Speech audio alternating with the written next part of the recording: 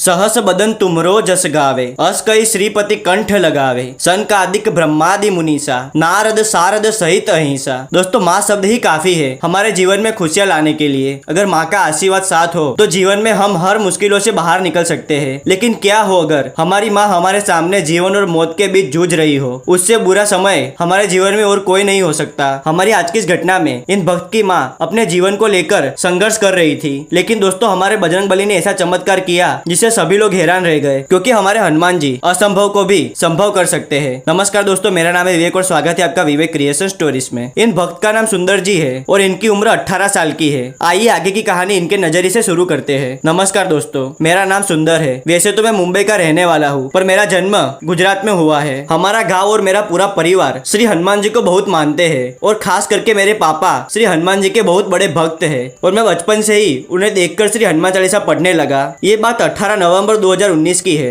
मेरी माँ की तबीयत बहुत ही खराब हो गई थी, इसीलिए हमें माँ को हॉस्पिटल में एडमिट करना पड़ा। माँ बहुत कमजोर हो गई थी। हमने हॉस्पिटल में माँ के सारे टेस्ट करवाए और सभी नॉर्मल आए। कुछ दिनों तक सब ठीक था, लेकिन उसके एक महीने बाद ही मेरी माँ की तबीयत बहुत ही खराब होने लगी और उन्होंने खाना पीना बिल्कुल बंद कर दिया और उन्हें बहुत तेज बुखार भी आया हुआ था। तो हमने माँ को फिर से हॉस्पिटल में एडमिट किया, लेकिन उसके एक हफ्ते बाद ही डॉक्टरों ने जवाब दे दिया कि ये केस उनके बस का नहीं है और कहा कि आप इन्हें जल्दी से दूसरे हॉस्पिटल में ले जाइए। हम सब बहुत ही परेशान हो गए कि ऐसा क्या हुआ है माँ को। हमने जल्दी से माँ को एक अच्छी हॉस्पिटल में एडमिट किया। मेरी माँ की हालत देखकर वहाँ के डॉक्टर्स ने भी जवाब दे दिया और उन्होंने कहा कि इन्हें हाई डिग्री इन्फेक्शन फीवर हुआ है। अगर फीवर ठीक हो गया तो अच्छी बात है, वरना हम कुछ नहीं कर सकते। वहाँ पहुँचने के बाद माँ के खाना न खाने की वजह से हालत बिगड़ती जा रही थी, इसलिए उन्हें पाइप के जरिए जूस वगैरह देने लगे। फिर कुछ दिनों बाद माँ का बुखार पहले से ठीक था, लेकिन थोड़े दिन बाद फिर से हालत गंभीर हो गई। हमें कुछ समझ नहीं आ रहा था कि आगे क्या होगा। रात के करीब 11 बजे थे। मैं और पापा हॉस्पिटल से घर के लिए निकले। हॉस्पिटल से हमारा घर करीब 40 मिनट की दूरी पर था। घर पहुंचकर मैं बहुत ही रोया। मैं पूरी रात बस माँ के बारे में ही सोच रहा था और श्री हनुमान चालीसा पढ़ रहा था। फिर अगले दिन पापा सुबह हॉस्पिटल के लिए निकले और मैं भी नहाकर जाने ही वाला था। तभी मैंने मन में सोचा कि पूजा कर लेता हूँ और मुझे याद आया कि जब मुश्किल हमारी क्षमता से बड़ी हो